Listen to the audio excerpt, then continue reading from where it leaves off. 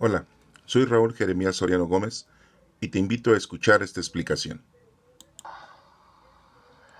Mateo 11. Cuando Jesús terminó de dar instrucciones a sus 12 discípulos, se fue de allí a enseñar, anunciar el mensaje en los pueblos de aquella región. Juan, que estaba en la cárcel, tuvo noticias de lo que Cristo estaba haciendo. Entonces envió a algunos de sus seguidores a que le preguntaran si él era de veras el que había de venir o si debían esperar a otro. Jesús les contestó: vayan y díganle a Juan lo que están viendo y oyendo. Cuéntenle que los ciegos ven, los cojos andan, los leprosos quedan limpios de su enfermedad, los sordos oyen, los muertos vuelven a la vida y a los pobres se les anuncia el mensaje de salvación. Y dichoso aquel que no pierda su confianza en mí. Cuando ellos se fueron, Jesús comenzó a hablar a la gente acerca de Juan, diciendo: ¿qué salieron ustedes a ver al desierto? ¿Una caña sacudida por el viento? Y si no, ¿qué salieron a ver? ¿Un hombre vestido con lujo? Ustedes saben que los que se visten con lujo están en las casas de los reyes. En fin, ¿a qué salieron? ¿A ver a un profeta?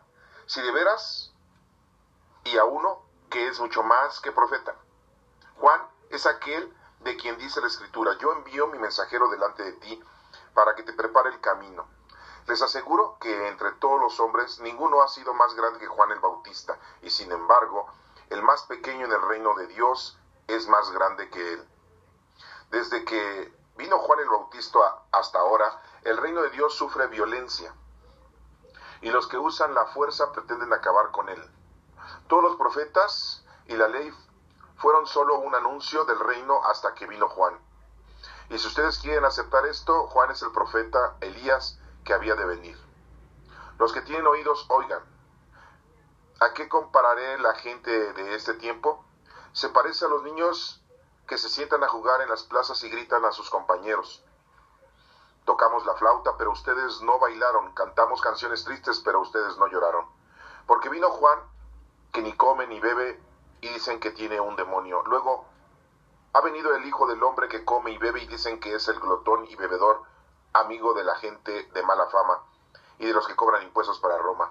Pero la sabiduría de Dios se demuestra por todos sus resultados. Entonces Jesús comenzó a reprender a los pueblos donde había hecho la mayor parte de sus milagros, porque la gente que vivía en ellos no se había vuelto a Dios. Decía Jesús: ay de ti, Corazín, ay de ti, Betsaida, porque si en Tiro y Sidón se hubieran hecho los milagros que se han hecho entre ustedes, ya hace tiempo que se habrían vuelto a Dios y lo habrían demostrado poniéndose ropas ásperas y ceniza.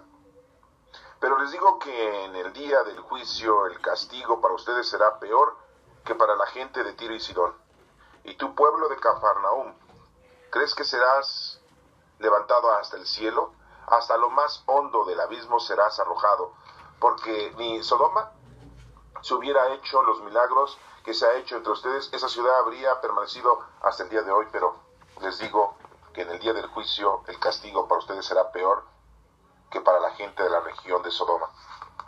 En aquel tiempo Jesús dijo: te alabo, Padre, Señor del cielo y de la tierra, porque has mostrado a los sencillos las cosas que escondiste de los sabios y entendidos. Sí, Padre, porque así lo has querido. Mi Padre me ha entregado todas las cosas. Nadie conoce realmente al Hijo sino el Padre, y nadie conoce realmente al Padre sino el Hijo, y aquellos a quienes el Hijo quiera darlo a conocer. Vengan a mí todos ustedes que están cansados de sus trabajos y cargas, y yo los haré descansar. Acepten el yugo que les pongo y aprendan de mí, que soy paciente y de corazón humilde. Así encontrarán descanso, porque el yugo que les pongo y la carga que les doy a llevar son ligeros. Mateo capítulo 12. Por aquel tiempo, en un día de reposo, Jesús caminaba entre los sembrados. Sus discípulos sintieron hambre y comenzaron a arrancar espigas de trigo y a comer los granos. Los fariseos lo vieron y le dijeron a Jesús: mira, tus discípulos están haciendo algo que no está permitido hacer el día de reposo.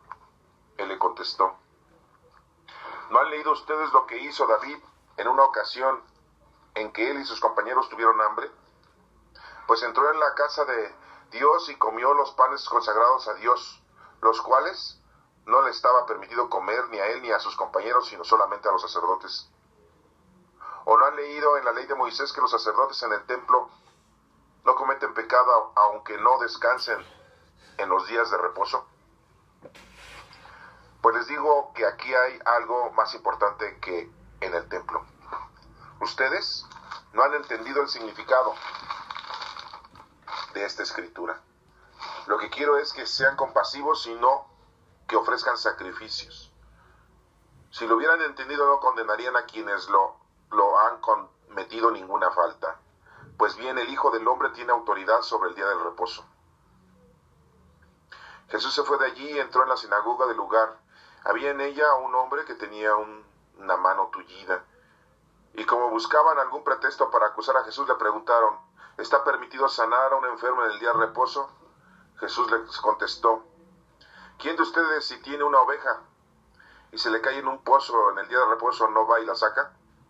Puesto cuanto más vale un hombre que una oveja. Por lo tanto, si está permitido hacer el bien en los días de reposo. Entonces le dijo a aquel hombre: extiende la mano. El hombre la extendió y le quedó tan sana como la otra. Pero cuando los fariseos salieron, comenzaron a hacer planes para matar a Jesús. Jesús, al saberlo, se fue de allí y mucha gente lo siguió. Jesús sanaba a todos los enfermos y les ordenaba que no hablaran de él en público. Esto fue para que se cumpliera lo que anunció el profeta Isaías cuando dijo: aquí está mi siervo a quien he escogido, mi amado en quien me deleito. Pondré sobre él mi espíritu y proclamará justicia a las naciones. No protestará ni gritará, nadie oirá su voz en las calles. No romperá la caña quebrada ni apagará la mecha que apenas humea, hasta que haga triunfar la justicia, y las naciones pondrán su esperanza en él. Llevaron a Jesús a un hombre ciego y mudo que estaba endemoniado, y Jesús le devolvió la vista y el habla. Todos le preguntaban admirados: ¿será este el hijo de David? Al oír esto, los fariseos dijeron: Belcebú, el jefe de los demonios, es quien le ha dado a este hombre el poder de expulsarlos. Jesús, que sabía lo que estaban pensando, les dijo: todo país dividido en bandos enemigos se destruye a sí mismo, y una ciudad o una familia dividida en bandos no puede mantenerse. Así también, si Satanás expulsa al propio Satanás, contra sí mismo será dividido. ¿Cómo pues mantendrá su poder? Ustedes dicen que yo expulso a los demonios por el poder de Belcebú, pero si es así, ¿quién da a los seguidores de ustedes el poder para expulsarlos? Por eso ellos mismos demuestran que ustedes están equivocados, porque si yo expulso a los demonios por medio del Espíritu de Dios, eso significa que el reino de Dios ya ha llegado a ustedes. ¿Cómo podrá entrar alguien en la casa de un hombre fuerte y quitarle lo que le pertenece si primero no lo ata? Solamente así podrá quitárselo. El que no está a mi favor está en contra mía, y el que conmigo no recoge desparrama. Por eso le digo que Dios perdonará a los hombres todos los pecados y todo lo malo que digan, pero no les perdonará que con sus palabras ofendan al Espíritu Santo. Dios perdonará incluso a aquel que diga algo contra el Hijo del Hombre, pero al que hable contra el Espíritu Santo no lo perdonará, ni en este mundo ni en el venidero. Cultiven bien un árbol y tendrán buen fruto. Cultiven lo mal y tendrán mal fruto, pues el árbol se conoce por su fruto. Raza de víboras, ¿cómo pueden decir cosas buenas si ustedes mismos son malos? De lo que abunda en el corazón, habla la boca. El hombre bueno dice cosas buenas, porque el bien está en él. Y el hombre malo dice cosas malas, porque el mal está en él. Y yo les digo que en el día del juicio todos tendrán que dar cuenta de cualquier palabra inútil que hayan pronunciado. Pues por tus propias palabras serás juzgado y declarado inocente o culpable. Algunos de los fariseos y maestros de la ley le dijeron entonces a Jesús: Maestro, queremos verte hacer algunas señales milagrosas. Jesús les contestó: esta gente malvada e infiel pide una señal milagrosa, pero no va a dárseles más señal que la del profeta Jonás. Pues así como Jonás estuvo 3 días y 3 noches dentro de un gran pez, así también el Hijo del Hombre estará 3 días y 3 noches dentro de la tierra. Los del Nínive se levantarán el día del juicio cuando se juzgue a la gente de este tiempo, y la condenarán porque los de Nínive se volvieron a Dios cuando oyeron el mensaje de Jonás. Y lo que hay aquí es mayor que Jonás. También la reina del sur se levantará en el día del juicio, cuando se juzgue a la gente de este tiempo, y la condenará porque ella vino de lo más lejano de la tierra para escuchar la sabiduría de Salomón, y lo que hay aquí es mayor que Salomón.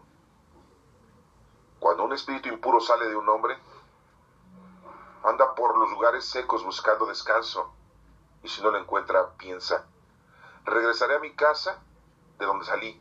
Cuando regresa, encuentra a ese hombre como una casa desocupada, barrida y arreglada. Entonces va y reúne otros 7 espíritus peores que él, y todos juntos se meten a vivir en aquel hombre, que al final queda peor que al principio. Eso mismo le va a suceder a esta gente malvada. Todavía estaba hablando Jesús a la gente cuando acudieron su madre y sus hermanos, que deseaban hablar con él. Como se quedaron afuera, alguien le avisó a Jesús: tu madre y tus hermanos están afuera y quieren hablar contigo. Pero él contestó al que le llevó el aviso: ¿quién es mi madre y quiénes son mis hermanos? Entonces, señalando a sus discípulos, dijo: estos son mi madre y mis hermanos, porque cualquiera que hace la voluntad de mi Padre, que está en el cielo, ese es mi hermano, mi hermana y mi madre. Esta es palabra de Dios. Te alabamos, Señor. En el capítulo 11 van unos enviados de Juan el Bautista a visitar a Jesús, porque Juan el Bautista se da cuenta, sabe, por medio de sus discípulos, que Jesucristo está predicando. Aquí nos menciona el capítulo 11 que después de darle indicaciones a los 12 discípulos para enviarlos de 2 en 2 a que llegaran a diferentes lugares a predicar la palabra de Dios, a curar enfermos, sacar demonios, se va a enseñar a anunciar el mensaje a pueblos de otros lugares, él también. Y nos menciona que Juan estaba en la cárcel, tuvo noticias de lo que Cristo estaba haciendo y envía a unos seguidores para preguntarle si él era el que habían de esperar o debían esperar a otro. Y Jesús le contestó: pues díganle a Juan lo que están viendo, cuéntenle que los ciegos ven, los cojos andan, los leprosos quedan limpios de su enfermedad, los sordos oyen, los muertos vuelven a la vida, y a los pobres se les anuncia el mensaje de salvación. Dichoso aquel que no pierda su confianza en mí. Eso es lo que debemos de tener nosotros en cuenta, no perder la confianza en Dios. Cuando se fueron los discípulos de Juan, Jesús comenzó a hablar a la gente acerca de Juan, diciendo: ¿a qué salieron al desierto a ver ustedes? ¿Una caña sacudida que nada más se sacudía con el viento? ¿Qué salieron a ver? ¿A un hombre vestido con lujo? ¿Un hombre vestido con lujo? ¿O ustedes saben que los que se visten con lujo pues viven en las casas de los reyes? ¿A qué salieron? Les pregunta a la gente. ¿A ver un profeta? Si de veras, y a uno que es mucho más que profeta. Juan es aquel a que dice la Escritura: yo envío un mensajero delante de ti para que te prepare el camino. Así lo dicen los profetas. Y Juan preparó el camino de Jesucristo. ¿Cuántas veces a nosotros, antes de que lleguemos a conocer verdaderamente a Dios, hay alguien que nos prepara para que lo conozcamos? Puede ser nuestro padre, nuestra madre, nuestra familia, el abuelo, la abuela, algún sacerdote, algún presbítero, algún guía espiritual, alguien que nos anima para después conocer al Cristo, conocer a Dios. Alguien tiene que preparar el camino, y en este caso fue Juan el Bautista. Alguien en tu vida te preparó el camino para que tú conocieras y te acercaras a Dios. Les aseguro que entre todos los hombres ninguno ha sido más grande que Juan el Bautista. Así lo dice Jesús, ninguno, ninguno de los profetas. Sin embargo, el más pequeño en el reino de Dios es el más grande que él. En el cielo, el más insignificante es más grande que Juan el Bautista. Imagínense la notoriedad.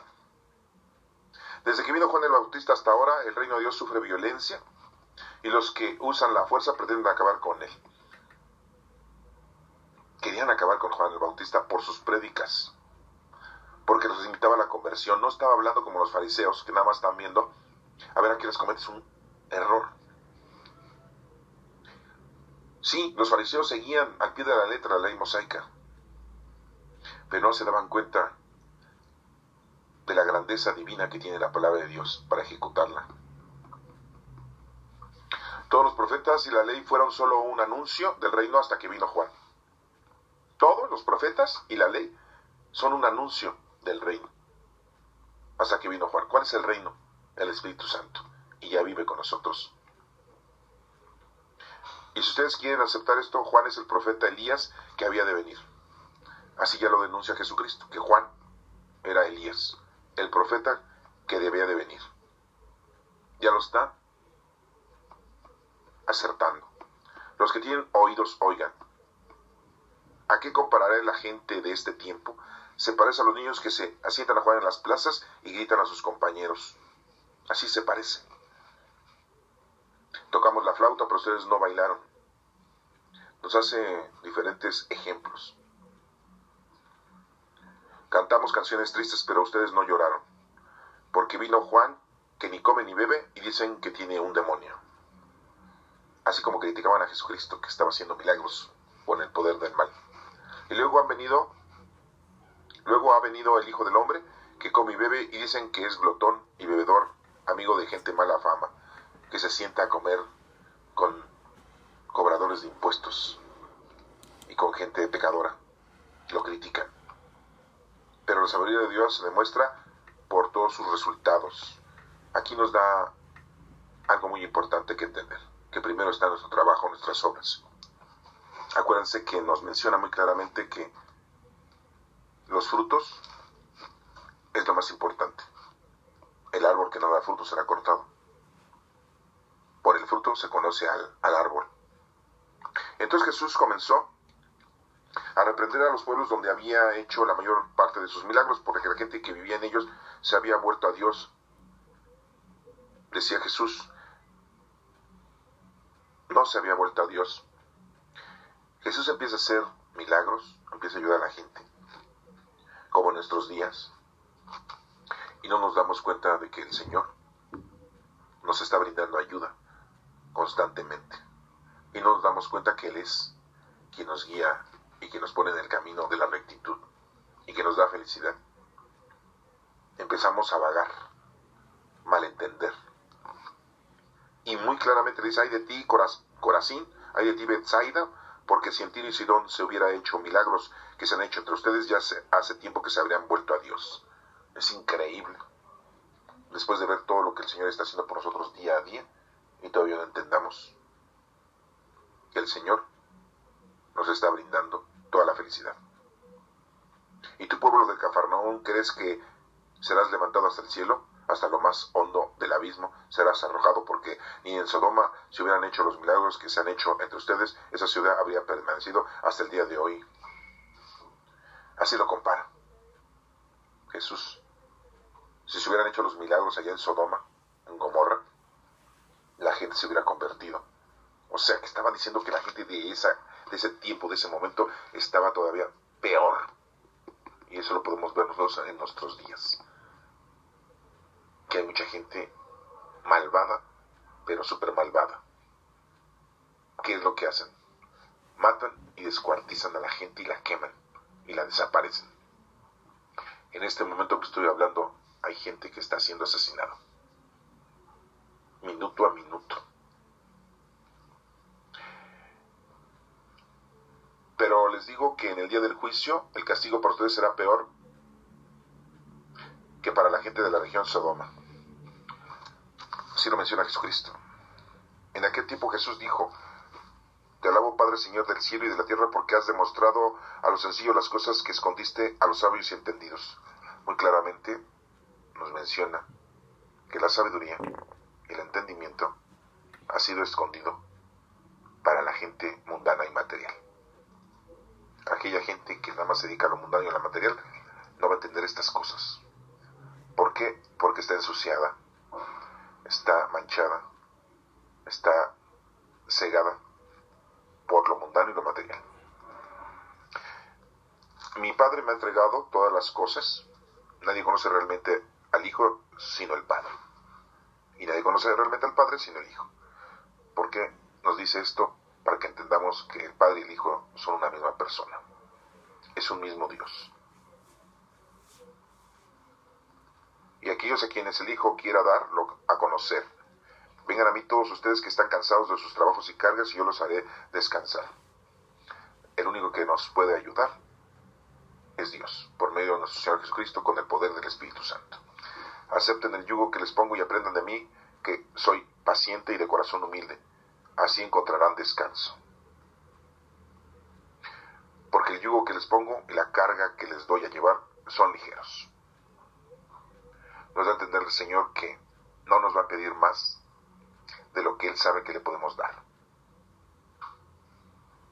Y no nos va a pedir menos, porque sabe que pudimos dar más. Por lo tanto, estos enviados, como nos menciona, y nosotros, siendo enviados, nos preguntamos si verdaderamente Jesucristo es el camino, la verdad y la vida. Si verdaderamente debemos nosotros de incorporarnos en una vida espiritual, de seguir de una manera correcta, cumpliendo sus mandatos, y que los ha resumido nuestro Señor Jesucristo en uno solo: amar a Dios sobre todas las cosas y a tu prójimo como a ti mismo. ¿Y quién es tu prójimo? Todo aquel que está próximo a ti, no necesariamente tu familia. Y dice aquí principalmente los enemigos. Hay que ayudarlos, pedir por ellos y buscarles un bien, para que se reconcilien o reconozcan a Dios o se conviertan. En el capítulo 12 nos menciona: los discípulos arrancan espigas en el día de reposo. Y dice que en aquel día, el día de reposo, ¿qué es el día de reposo? El sábado, el séptimo día. Jesús caminaba por los sembrados, sus discípulos sintieron hambre y comenzaron a arrancar espigas del trigo y a comer granos. Y ahí están los policías, ¿no? Los fariseos. Lo vieron y dijeron a Jesús: mira, tus discípulos están haciendo algo que no está permitido hacer el día de reposo, porque así estaba marcado que el día de reposo tenían que descansar. No tenían que hacer. ¿Se acuerdan ustedes cuando cayó el maná? 40 años. ¿Cuál fue la indicación que Dios le dio a Moisés para que el pueblo comiera? Porque no tenía que comer después de que lo había sacado de Egipto. Que recogiera de las mañanas el maná y la codorniz al día. Y eso comían diariamente. No podían recoger más. Tenían que acabárselo. En primer lugar, no había refrigeradores para refrigerar la comida. En segundo lugar, se echaba a perder la comida si la dejaban de un día para otro. Cada día tenía su propia comida, su propia labor. El primer día de la semana, en la mañana, recolectaban el maná, las codornices, y se las tenían que terminar. Si eso lo guardaban para ir al otro día, estaba gozonado, estaba apestado, y si lo comías te morías. Al otro día, en la mañana, tenías que hacer lo mismo. El segundo día, el tercer día, el cuarto día, el quinto día, así es lo mismo en la mañana. Y el sexto día, tenías que recoger lo doble, lo del sexto día y lo del séptimo día.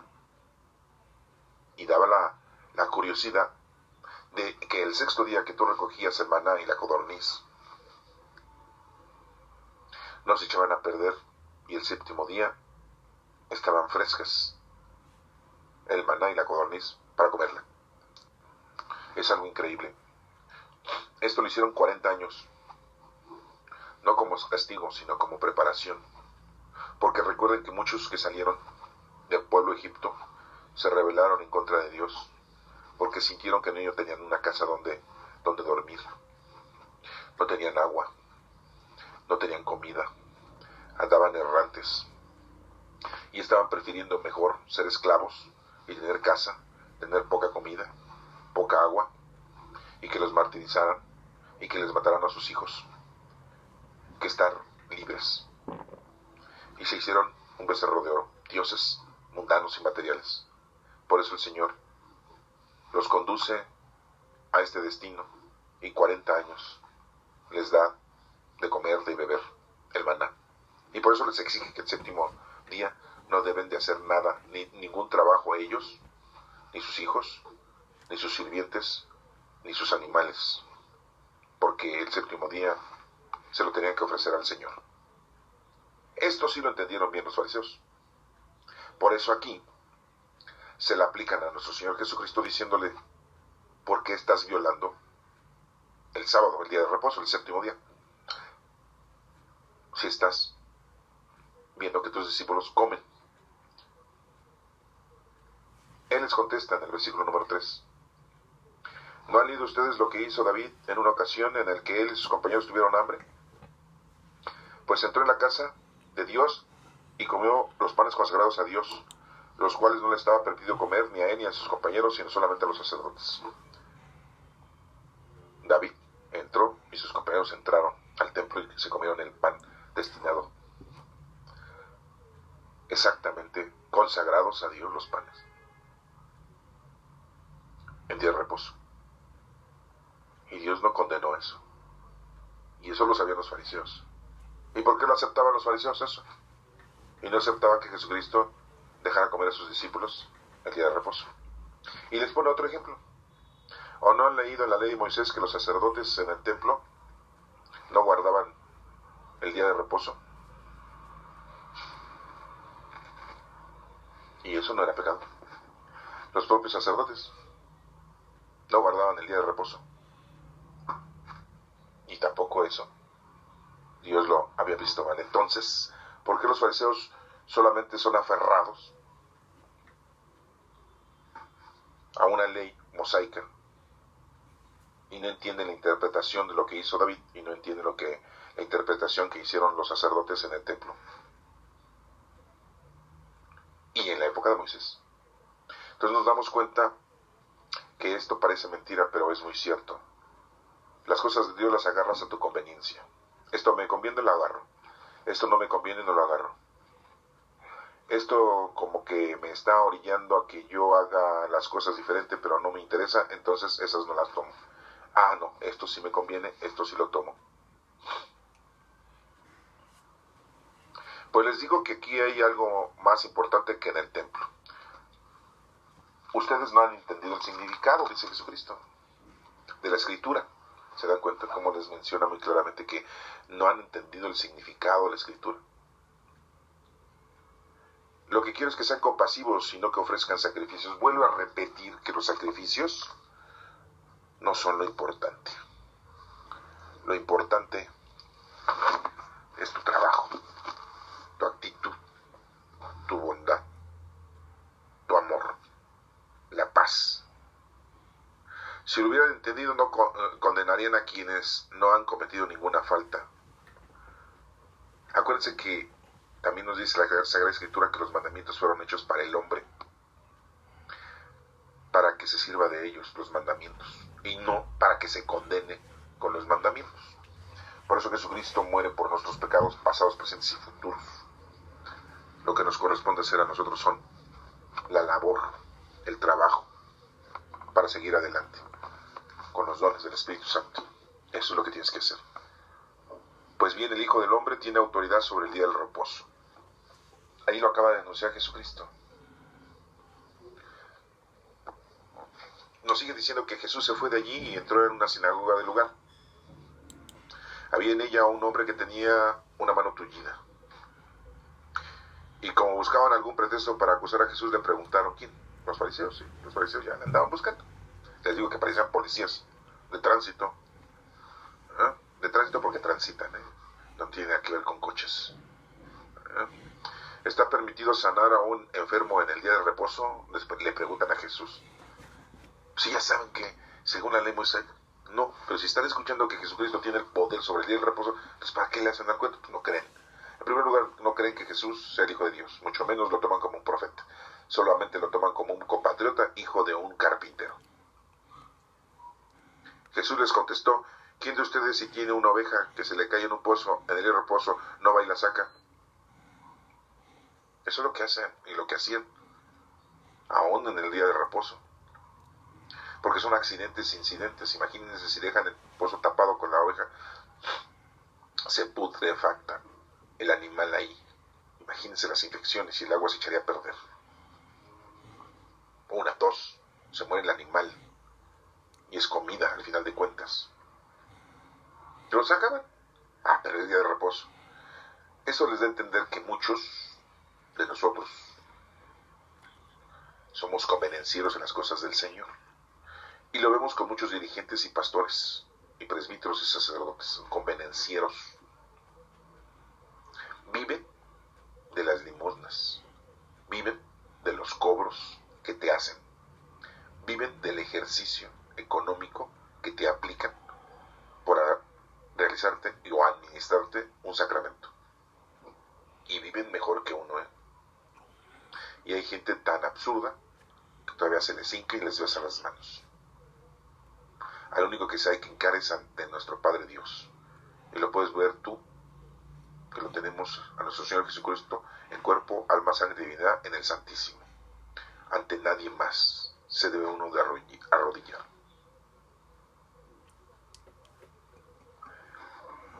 Puesto, dice aquí Jesús, puesto cuánto más vale un hombre que una oveja. Por lo tanto, sí está permitido hacer el bien en los días de reposo, dice Jesús. Muy claramente le está dando fuerza, vitalidad al día de reposo. Porque nuestro Padre Dios le había dicho a Moisés que respetara el día séptimo, por lo mismo que les estoy explicando, que el pueblo era muy testarudo, muy rígido y muy duro. Nada más duró 40 días y 40 noches Moisés en el monte Sinaí para que le dieran la ley, y ya se había corrompido el pueblo en 40 días. En vez de usar el número 40 para prepararse, se corrompió más. No necesitaron más tiempo. Con eso fue suficiente.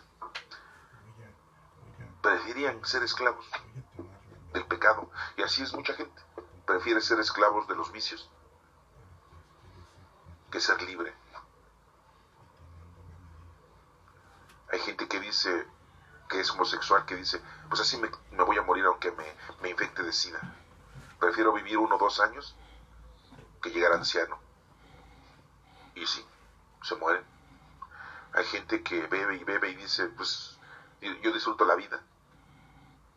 Prefiero disfrutarla 5 o 10 años que llegar a viejo y estar teniendo desenlaces de otro tipo en mi ancianidad. Y sí, se mueren de tanto beber, de tanto fumar, de tanta droga. Prefieren arriesgar la vida desde jóvenes en el narcotráfico, en la delincuencia, y no llegan a viejos. Unos llegarán a los 30, otros a los 40, otros a los 50, quizás otros a los 60. Algunos los matan, otros los meten a la cárcel, otros enloquecen. Y viven una vida haciendo el mal a los demás, dañando a los demás. Si hay gente así, que prefieren eso. Y aquí no lo está renombrando. Sí está permitido hacer el bien el sábado. Entonces le dijo aquel hombre, extiende la mano. El hombre la extendió y le quedó tan sana como la otra. Pero cuando los fariseos salieron, comenzaron a hacer planes para matar a Jesús. ¿Se dan cuenta cómo aquí tenemos que hacer una nota de que los fariseos andaban buscando y haciendo planes para matar a Jesús y para quitarlo de entre sus filas? Porque no les convenía que Jesús predicara de esta manera. Esto es muy importante que lo denoten ustedes, porque de esa manera fue como contactaron a Judas Iscariote. Porque recuerden que los discípulos andaban a veces solos. Ahorita vimos que iban de 2 en 2 a realizar el trabajo que el Señor les había dicho, que es el trabajo que también tenemos que realizar nosotros continuamente durante toda nuestra vida. Pues así andaban los discípulos. Y nos demos cuenta cómo los fariseos fueron los primeros. Aquí no nos ha mencionado hasta aquí que Judas Iscariote ya tenía planes o que andaba con ganas de entregar a Jesús o de traicionarlo, ¿no? Vemos que el indicio de la maldad, el origen de querer matar a Jesús, es de parte de los fariseos. ¿Por qué? Por la prédica de nuestro Señor Jesucristo, por la doctrina, porque le estaba dando vitalidad, le estaba dando una verdadera respuesta a la palabra de Dios escrita, a todos los mensajes que Dios había dejado. Venía a darle vida a la palabra de Dios. Y eso a ellos no les interesaba, no estaban de acuerdo, porque estaba en contra de sus planes. Es como lo que pasa en la Iglesia Católica, o lo que pasó en la Iglesia Católica cuando llegó Juan Pablo I. Juan Pablo I llegó a ser papa. Duró 33 días porque lo envenenaron y lo mataron. Porque llegó a cambiar, llegó a mover. Y dentro de la Iglesia hay unas mafias increíbles, es increíble. Y cuando se metió para reorganizar el Banco del Vaticano, tuvo problemas. Ahí la masonería está infiltrada en el Vaticano, y eran los que tenían el Banco del Vaticano. Y cuando Juan Pablo I les dijo que iba a quitar y a hacer cuentas y administrar de una manera diferente el banco, no les convenía a sus intereses, a los infiltrados masones, a los mercenarios, a las mafias, y prefirieron matarlo, porque le dijeron, no, a ver, tú eres el Papa, sí, pero tú no mandas sobre esto, tú nada más vas a mandar sobre lo que nosotros te digamos. Y él no aceptó, por eso es que solamente duró 33 días y lo mataron. Eso existe aún en días, pero bueno, eso es otra historia. Aquí vemos cómo nos está mencionando que el hombre extiende la mano, el hombre extendió y quedó sana su mano, pero los fariseos salieron a comenzar a hacer planes para matar a Jesús. Lo mismo. Y no vemos que aquí Judas esté presente. Ellos son los que envuelven, manipulan y convencen a Judas de tener una cita con el Señor. Vamos a seguir. Dice, Jesús, al saberlo, se fue de allí y mucha gente lo siguió. Jesús sanaba a todos los enfermos y les ordenaba que no hablaran de él en público. Sanaba a los enfermos y les decía, no andes diciendo que yo te sané, quédate callado. Pero era imposible, ¿no? La gente quería darle gracias a Jesús y publicar que Jesús era un gran profeta. Todavía no lo entendían que era el Hijo de Dios. Esto fue para que se cumpliera lo que anunció el profeta Isaías. Ya lo había dicho el profeta Isaías. Aquí está mi siervo, a quien he escogido, mi amado, a quien me deleito. Pondré sobre él mi espíritu y proclamará justicia a las naciones. Jesucristo todo lo hacía con el Espíritu de Dios, con el Espíritu Santo. Y el Espíritu Santo habita entre nosotros. Recuerda que somos templos del Espíritu Santo. Nosotros. No protestará ni gritará, nadie oirá su voz en las calles. No romperá la caña quebrada, ni apagará la mecha que apenas humea, hasta que haga triunfar la justicia, y las naciones pondrán su esperanza en él. Así dice la profecía de Isaías. Y se estaba cumpliendo con Jesucristo. Las naciones pondrán su esperanza en él. Tener esperanza en nuestro Señor Jesucristo. Llevaron a Jesús a un hombre ciego y mudo que estaba endemoniado, y Jesús le devolvió la vista y el habla. Fíjense nada más, mudo y ciego y endemoniado. Uy. Todos se preguntaban admirados, ¿será este el hijo de David? Al oír esto, los fariseos dijeron, Belcebú es el jefe de los demonios, es quien le ha dado a este hombre el poder de expulsarlos. Fíjense las estupideces y tonterías que decían los fariseos. Pues así dice en la actualidad mucha gente, por las cosas que vemos, las grandezas de nuestro Señor. En primer lugar, dicen que Dios es creado para mantenernos de una manera pasiva, para controlar a masas, controlar al pueblo. Otros dicen que el demonio no existe, que el demonio es el mal y ya, el pecado, tus malas actitudes y tus errores cometidos. Todo esto en la actualidad se maneja de esa manera y es una equivocación. Aquí los fariseos también manejan equivocaciones, pero con errores garrafales, porque están diciendo que Jesús cura con el poder del mal. ¿Y por qué no aceptan que cura con el poder de Dios? Ellos son los que están equivocados y están mal. Y Jesús se los dice muy claramente, aquí lo vamos a entender. Jesús, que sabía lo que estaban pensando, no los escuchó, se dio cuenta de lo que estaban pensando. ¿Eso no les sorprendía a ellos? Cuando estaban pensando él y yo. Oye, me adivinó mi pensamiento. Oye, ¿qué poder tiene, verdad, de adivinar los pensamientos? Pues eso te da a entender de que viene de parte de Dios. Todo país dividido en bandos enemigos se destruye a sí mismo. En una ciudad o una familia dividida en bandos no puede mantenerse. La unión hace la fuerza. La división te destruye. Si estás dividido en una familia, estás destruido. Esa familia está destruida. Si una sociedad hay división, está destruida. Una nación, si hay divisiones, está destruida. No sale avante ni va a triunfar nunca. Y dice aquí Jesús, así también Satanás expulsa. Si Satanás expulsa a Satanás, pues ¿cómo? Contra sí mismo está dividido, ¿cómo pues mantendrá su poder? Les pongo un ejemplo.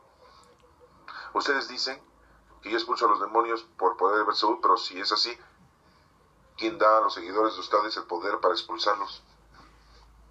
Sí, porque había gente que expulsaba demonios haciendo oración. Y Jesús les pregunta, ¿y quién les dio ese poder a ustedes? Por eso ellos mismos demuestran que ustedes están equivocados, porque si yo expulso a los demonios por medio del Espíritu, porque si yo expulso a los demonios por medio del Espíritu de Dios, eso significa que el reino de Dios ya ha llegado a ustedes. ¿Y quién es el reino de Dios? El Espíritu Santo. El poder del Espíritu Santo está en nosotros. Y se los estaba aclarando a ellos. El que no está a mi favor está en contra mía. El que conmigo no recoge, desparrama. Muy claramente lo dice nuestro Señor Jesucristo. Estamos con Él, todo irá bien. Y el que conmigo no recoge, desparrama. Si no haces las cosas en nombre de Cristo, pues estás mal. Por eso les digo que Dios perdonará a los hombres todos los pecados y todo lo malo que digan, pero no les perdonará que con sus palabras ofendan al Espíritu Santo. Muy claramente lo está mencionando porque el Espíritu Santo es lo más importante.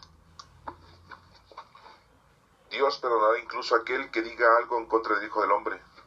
Podemos hablar mal de Dios, nuestro Padre Dios. Podemos hablar mal de nuestro Señor Jesucristo, pero hablar mal del Espíritu Santo, lo dice en otra lectura, es maldición, anatema. Porque el amor del Padre y del Hijo es el Espíritu Santo. El que hable mal del Espíritu Santo no lo perdonará ni en este mundo ni en el venidero. Bien claro está, ¿eh? Cultiven bien un árbol y tendrán buen fruto. Hagan bien las cosas y dan fruto ustedes. Pero si cultivan mal su vida, habrá malos frutos. Muy claramente dice, por el fruto se reconoce al árbol. Que el Señor te reconozca tus frutos, que se dé cuenta de lo que has hecho. Raza de víboras, les dice, ¿cómo pueden decir cosas buenas si ustedes mismos son malos? Y así hay muchos pastores. Así somos nosotros a veces igual. Guías ciegos. ¿Sí? Sepulcros blanqueados nos dicen otras lecturas. ¿Sí? ¿Cómo pueden decir cosas buenas si ustedes mismos son malos? De lo que abunda en el corazón habla la boca. El hombre bueno dice cosas buenas porque el bien está en él. Y el hombre malo dice cosas malas porque el mal está en él. Es la forma de darnos cuenta de quién es quién. Es una forma de descifrar, de entender. Y yo les digo que en el día del juicio todos tendrán que dar cuenta a cualquier palabra inútil que hayan pronunciado. El día del juicio tendremos nuestro juicio y se nos van a pedir cuentas. Aquí muy claramente lo está diciendo. pues por tus propias palabras serás juzgado y declarado inocente o culpable. Esto nos quiere dar a entender que lo que hayas hecho es lo que te va a hacer valer delante de Dios en día de tu juicio. Por lo tanto, bueno, pues la invitación continua. Ponte a hacer lo que te corresponde con los dones del Espíritu Santo. Algunos de los fariseos y maestros de la ley dijeron entonces a Jesús: Maestro, queremos verte hacer alguna señal milagrosa. O sea, ya le estaban pidiendo, a ver, haznos una fregona así, muy acá, para nosotros, muy en privado. O sea, mentes, o sea, qué estupidez tan grande, dicen los fariseos, pues somos nosotros también. Señor, hazme que me saque la lotería, o sea, por favor. Sí. ¿Cuántos delincuentes dicen, hay que caiga el bueno para secuestrarlo y matarlo? ¿Ah?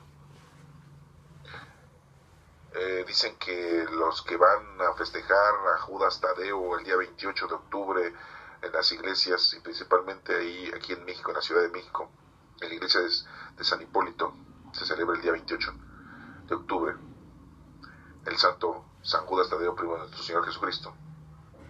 La mayoría de los que van les dicen que son chacas, gente humilde, gente sin preparación, gente sin estudios, gente de barrio, gente delincuente, y muchos de ellos van y le piden al santo que les dé la oportunidad de que caiga el bueno para robarlo, que no los deje abandonados y que los vaya a agarrar la ley y los metan a la cárcel, y que cuando maten o asalten a alguien no los vayan a matar a ellos. Eso es lo que andan pidiendo. Aquí nos dice: queremos hacerte un milagrito, queremos ver que hagas un milagrito. Así estamos nosotros en la actualidad. Le pedimos ese tipo de milagros a Dios, por favor. Jesús le contestó: esta gente malvada e infiel pide una señal milagrosa, pero no va a dárseles más señal que la del profeta Jonás. ¿Cuál era la señal del profeta Jonás? Pues dice aquí: así como Jonás estuvo 3 días y 3 noches dentro del pez, así también el Hijo del Hombre va a estar 3 días y 3 noches dentro de la tierra. Y lo vemos porque nuestro Señor Jesucristo murió el viernes a las 3 de la tarde.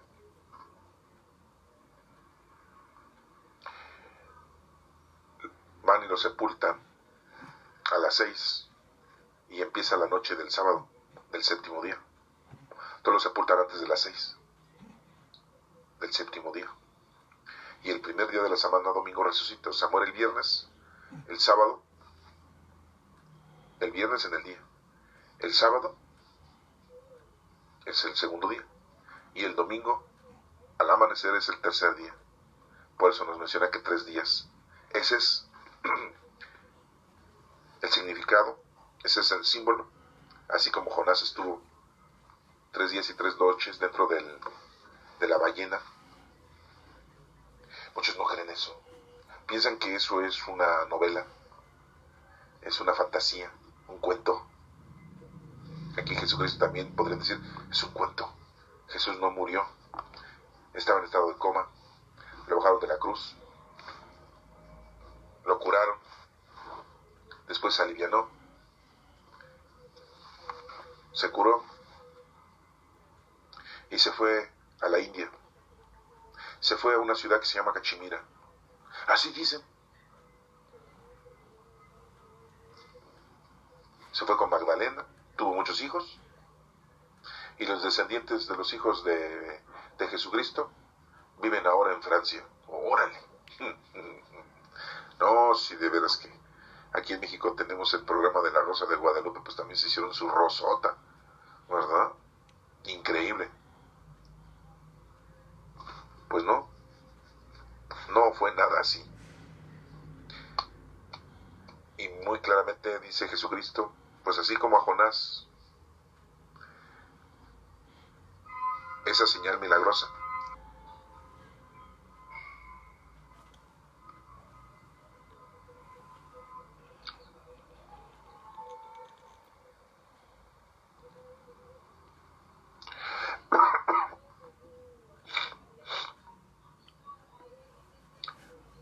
todavía estaba Jesús hablando a la gente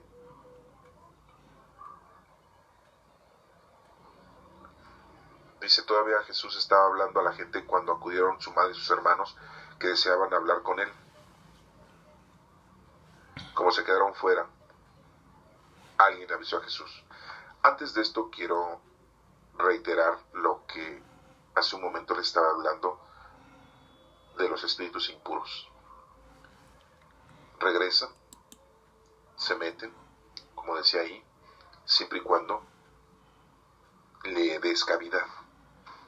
En la actualidad somos templos del Espíritu Santo, como te lo he dicho, y no le permite Dios al maligno vivir dentro de nosotros.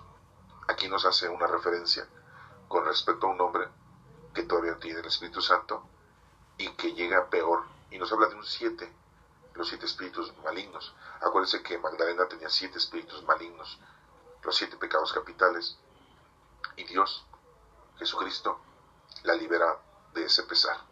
Y desde entonces Magdalena, con agradecimiento, es una mujer que sigue a Jesucristo para aprender de él. Como agradecimiento lo sigue, porque conoce, ama y sirve al Señor. Y aquí nos damos cuenta en esta parte que es muy importante que sepas que somos templos del Espíritu Santo y que debemos de llevar a cabo las obras para continuar y hacer el bien, si no serás juzgado. Ahora sí, retomando el versículo número 46, donde dice, todavía estaba Jesús hablando a la gente, cuando acudieron su madre, sus hermanos que deseaban hablar con él. Como se quedaron fuera, alguien le avisó a Jesús, tu madre y tus hermanos están ahí afuera y quieren hablar contigo. Pero él contestó al que le llevó el aviso, ¿quién es mi madre y quiénes son mis hermanos? No es que desconociera a su madre y a sus hermanos, sino que da a entender, entonces señalando a sus discípulos dijo, estos son mi madre, mis hermanas, mis hermanos, porque cualquiera que hace la voluntad de mi Padre que está en el cielo, ese es mi hermano, mi hermana y mi madre. Entonces, si hacemos lo que Dios quiere que hagamos, Jesucristo nos llama que somos sus hermanos, que somos sus hermanas. Esto nos da a entender que el Señor se da para nosotros, para nuestra salvación. Que María estaba al cuidado de los parientes de Jesús. Aquí muy claramente dice que son hermanos. Por lo tanto, en la Sagrada Escritura no nos menciona que María tuviera más hijos y que los haya tenido con José. Sabemos que José muere antes de que empiece a predicar Jesús. Tampoco nos menciona que José haya tenido hijos con María. Según los estudios sabemos que José era ya mayor de edad y que era viudo y que ya había tenido hijos. Por eso se acentúa de que estos hermanos de Jesús son hijos de José. Anteriormente no se decía son medios hermanos, no, son sus hermanos, porque vienen del mismo papá. Acuérdense que las mujeres las veían de diferente forma. Lo importante era la descendencia por medio del papá. Sabemos que José tuvo 4 hijos y 2 hijas. Sus hijos eran uno Simón, otro Santiago, otro Judas, otro José, y sus 2 hijas, una María y otra Ana. Pero eso no lo dicen las Sagradas Escrituras, eso lo dicen libros contemporáneos que fueron escritos por hagiógrafos en aquel entonces. Pero no podemos decir que estos son hijos de María, porque tampoco nos habla las Escrituras que María tuvo más hijos. Y si todos estos pues eran hijos entonces menores que Jesucristo, por decirlo así. Pero no tenemos ningún dato para corroborar. Lo único que tenemos es lo que les estoy mencionando ahorita, y que bueno, pues eso es lo que manejamos y es lo que tenemos, que es sin importancia. Muchos dirán aquí, es que les hizo el feo a su madre y a sus hermanos. No, aprovechó la oportunidad, nuestro Señor Jesucristo, para evangelizar y decirle a la gente que todos los que cumplimos con la voluntad de nuestro Padre Dios somos hermanos de Cristo. Qué hermoso, ¿no? Qué bonito. Pero a la gente le encanta encontrar aquí y decir, es que ustedes adoran a María. Sí, Jesús tuvo hermanos directos de María. ¿Y eso qué? Y si así fuera, ¿qué? ¿Eso le quita valor a lo que estamos ahorita analizando? Para nada. Si fue así, ¿cuál es el problema? No, es que la Iglesia Católica adora a María. No, pues están mal. Los católicos que adoran a María están mal. Los católicos que veneran a María están bien. Los católicos que respetan a María están bien, porque es la madre de nuestro Salvador. Que tuvo más hijos con José, es que dicen ustedes que es la Virgen María. La virginidad no la manejamos una virginidad física, sino una virginidad espiritual. El vientre de María creció, el vientre de María sirvió como casa de nuestro Señor Jesucristo, vaso espiritual de elección, vaso precioso de la gracia, vaso de verdadera devoción. Nosotros mundanamente decimos, cuando usamos algo, decimos ya no está virgen. Si usamos un vaso, decimos ese vaso ya no está virgen, ya lo usamos. El vientre de María se usó, entonces el vientre de María ya no era virgen, ya se había usado. ¿Cómo nació nuestro Señor Jesucristo? No lo sabemos. Si fue parto normal, cesárea, o no lo sabemos. Es importante eso, para que tengas fe. Es importante eso para que ames a Dios. Es importante que conozcas a Dios, lo ames y lo sirvas. El que te digan, sí, aquí está diciendo que eran hermanos de Jesucristo, hijos de María, y ya con eso te vas a poner a trabajar, te vas a poner a hacer las cosas que Dios quiere. Pues así te lo dejo entonces. Si eso quieres oír y te vas a convertir, pues adelante. Al cliente lo que pida. ¿Quieres oír que eran hijos de María? Pues bueno, son hijos de María y pues ponte a hacer lo que te corresponde. Que son hijos nada más de José y no de María, bueno, pues entrale también, ponte a trabajar. Que aquí nos dice que son hermanos, pero en otras Biblias dice que son parientes, pues, ¿y cuál es el problema? Lo importante es el mensaje, lo importante es lo que Cristo te está dando a entender, que te pongas a trabajar. Entonces no importa históricamente la biografía de cada uno de los personajes. Que la iglesia los maneja de una manera, pues sí, porque es su manera de adoctrinar a la gente. Usa muchas cosas, usa muchas formas. Quizás dirán muchos, usa muchas patrañas. Manipula a la gente, sí es cierto. ¿Para qué defender lo indefendible? ¿Cómo evangelizaron a los indígenas aquí en México? A golpes, a azotes, a castigos. Y no un latigazo, no. Así evangelizaba. ¿Qué hizo la iglesia en la Santa Inquisición? ¿Santa de dónde? Entonces démonos cuenta que la iglesia tiene muchos errores, tiene muchos pecados como institución. La iglesia somos nosotros. Nosotros somos templos del Espíritu Santo. Que quede claro. Que Dios te bendiga.